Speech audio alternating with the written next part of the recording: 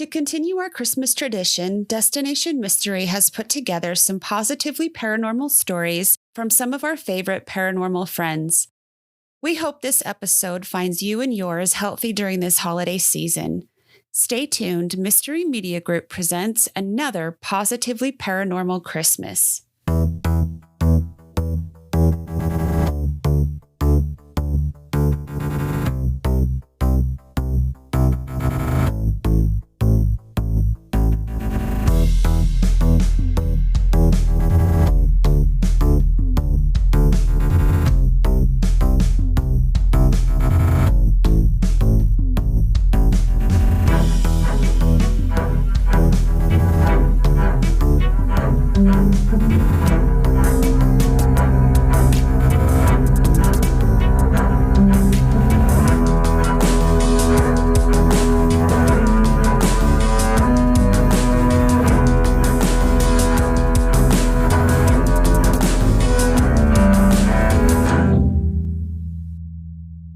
You are listening to Mystery Media Group. Yay!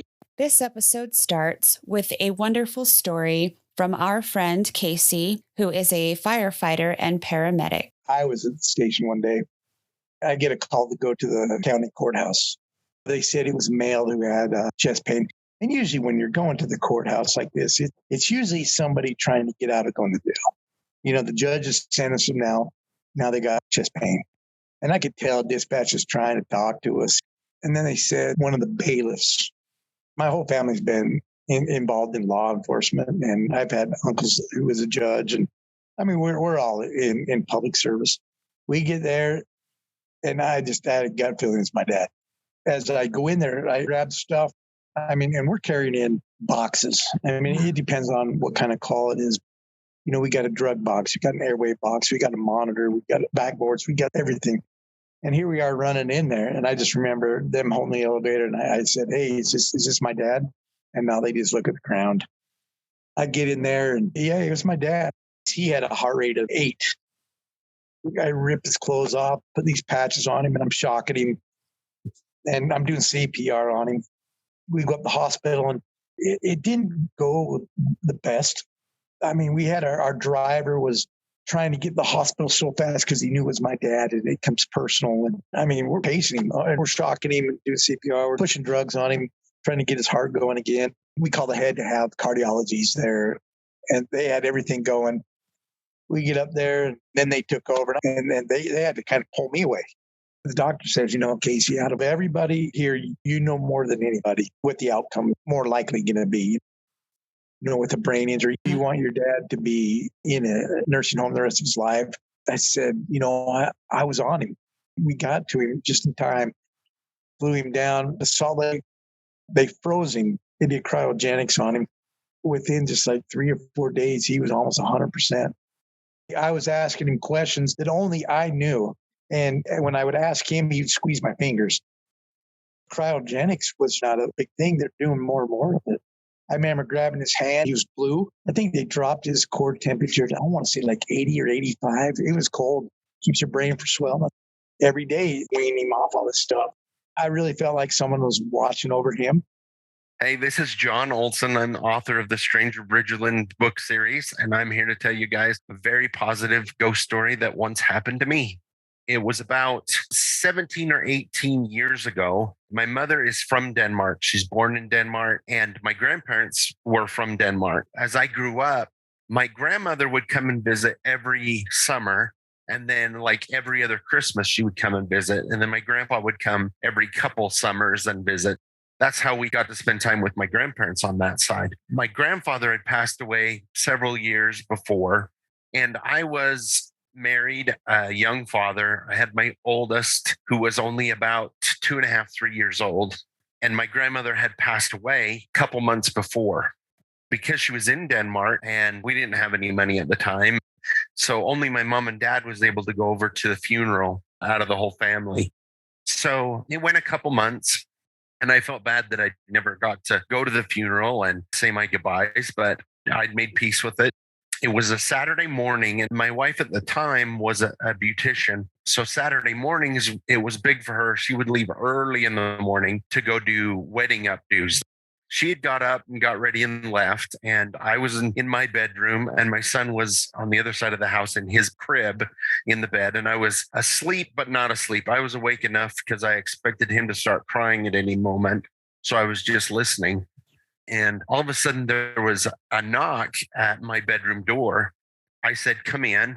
And the door opened, and my grandma walked in, and she came in and sat at the edge of the bed.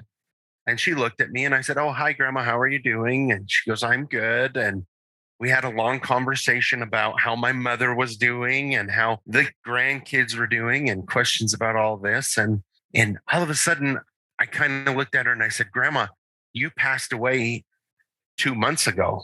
And she got a big smile on her face. And she said, "That doesn't mean that I can't come visit you from time to time." And she patted me on the leg. She got up from the bed and walked out and shut the door. And as she did, I kind of came from that partially asleep, partially awake to fully awake. And I thought, was it a dream? Did I imagine it? But the indentation on the bed where she sat was still there.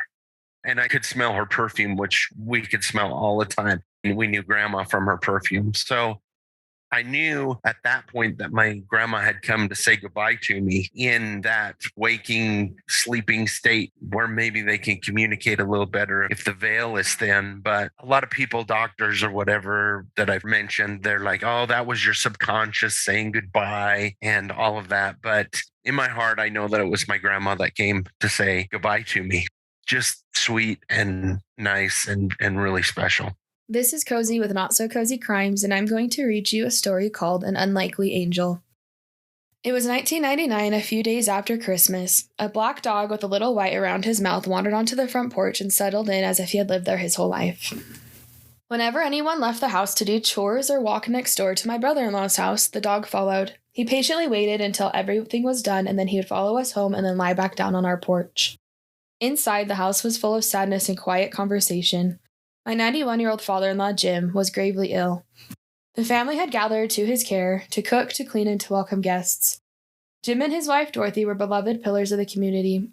This curious visitor gave us something new to talk about, a wonderful distraction. Whose dog was he? Did someone drop him off along the side of the road? Did he intend to stay? Either way, it would be dark soon, and he would be cold. Jim sat in the rocking chair by the front window, where he could see the happy black dogs, comings and goings, this curious visitor.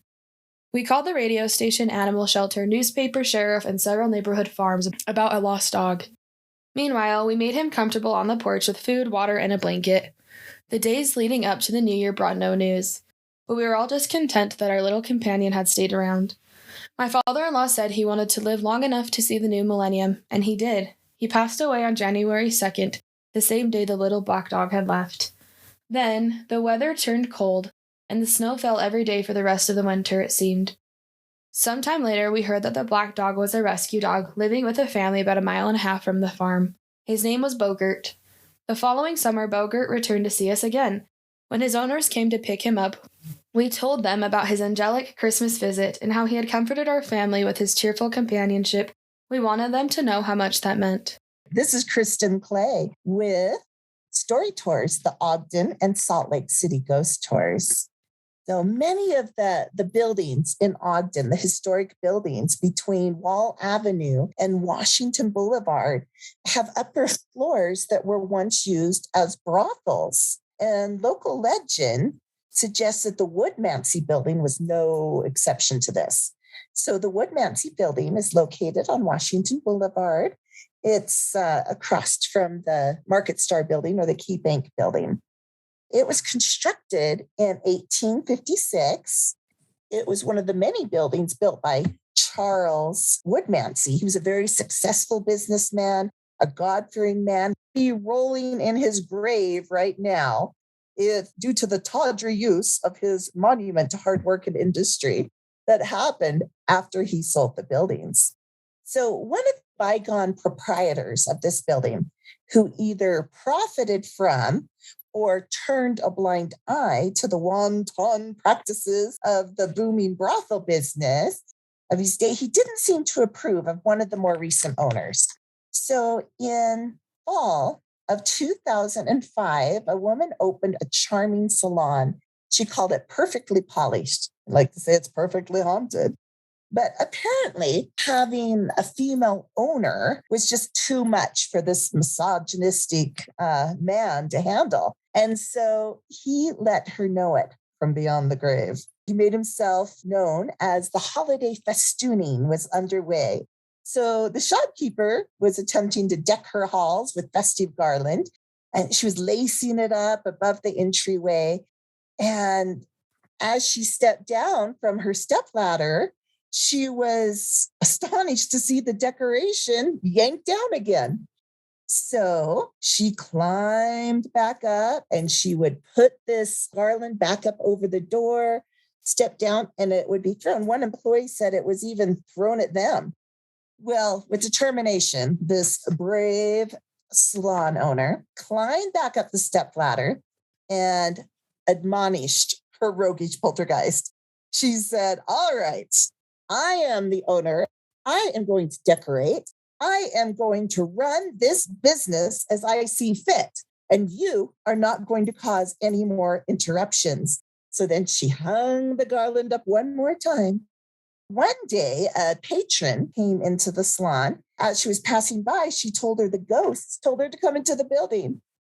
And she revealed the name of this spook that was so disruptive. His name was Edward. But my favorite ghost of Christmas past is a young girl who appears to be around 7 years old. Well, she's been seen in and around the building. She appears in old, tattered pioneer-style dress. And she's also been spotted watching Ogden's Christmas parade and Santa run. Well, when the nail technicians turn their back or walk into the room, sometimes they can hear the little clink, clink, of fingernail polish bottles being moved around, because what little girl can resist beautiful colors of fingernail polish? Well, at Christmas time, they decided that they were going to decorate a tree. So a couple of the employees, they went to the store down at Rainbow Gardens to find some Christmas ornaments. And if you've ever been there, you know that their selection of ornaments is amazing. And they have a lot of personalized ornaments, different styles with your names on them. And as they were shopping and looking at different ornaments, she saw that in her basket that she was carrying, her shopping basket, there was an ornament. And when she picked it up, it was a personalized ornament with the name Emily. And she looked at her coworker and said, "Did you put this in here?" She said, "No." So they hung it back up on the shelf and they were looking around again. And they found some other personalized ornaments. And as they were standing there looking at the ornaments and deciding what to get, another ornament fell into their basket. Well, when they picked it up and looked at it, once again, it had the name Emily on the ornament. They decided right then and there that that was a sign they should get that ornament. So they took it back to their cute little Christmas tree, hung it up, and Emily, who they discovered was the ghost, happily wiggled her ornament. They would walk in, there'd be no other ornament wiggling, but they would see this ornament wiggling as if somebody were tapping it with their fingers and moving it. Obviously, in a haunted building, they're not the only ghosts, but those are definitely the ghosts of Christmas past. Now, in Victorian England, ghost stories were traditionally told at Christmas time. So it's very appropriate that we tell the stories of ghosts of Christmas past. Many of you know that Christmas Carol will tell scary ghost stories and tells of the glories of Christmases long, long ago, which also leads us to Charles Dickens. His famous Christmas Carol was about 3 ghosts who appeared at Christmas time. Thank you for listening to the Ghosts of Christmas Past. I'm Melissa with Destination Mystery and Ghost Girl Memoirs, and I'm going to tell the story of the snow angel. Ice and snow pelted the window of the office where I was working. As the wind howled, I wondered how I would get home. The 12-mile route took me up and down steep hills and around treacherous turns. I whispered a prayer for safety. My old green Blazer was doing well over the ice-crusted roadway, dodging the snowdrifts. But as I ascended one of the steepest and scariest hills, I noticed the tires were slipping, and my trusty SUV was having difficulty climbing the grade. I decided it was time to switch to four-wheel drive. I pulled the lever back, just like my husband had taught me. Slowly, the tires gripped the road, and the top of the hill came within sight. But at the crest, the vehicle just stopped. I pushed and pulled the lever. Nothing happened. I was stuck, with snow and ice pelting and swirling around my car. Now what? Even though I had met no one on this lonely stretch of road, I silently asked that someone might come to help. After a few minutes, I spied an old, rattling pickup truck. A smiling young man I'd never seen before in our small rural community rolled down his window and asked if I needed help. I assured him that I did. He stepped into the wintry madness and showed me how to maneuver the four-wheel drive shifting gear, locking it into place. In no time, I had the Blazer moving forward home. When I turned to ask the young man where he lived, he was gone. So, do you believe in angels? Because now I do, and I was able to enjoy Christmas with my family. If you enjoy our show, please like, subscribe, and leave a 5-star review. We will be introducing other Mystery Media Group guests in our upcoming episodes, along with weekly bonus material. If you'd like to see more pictures and evidence from our adventures, visit www.destination-mystery.com. You'll find a link to our blog, as well as a link for merch and contact information. Until next time, find your own destination. Solve the mystery. This is a production of Mystery Media Group. Yay!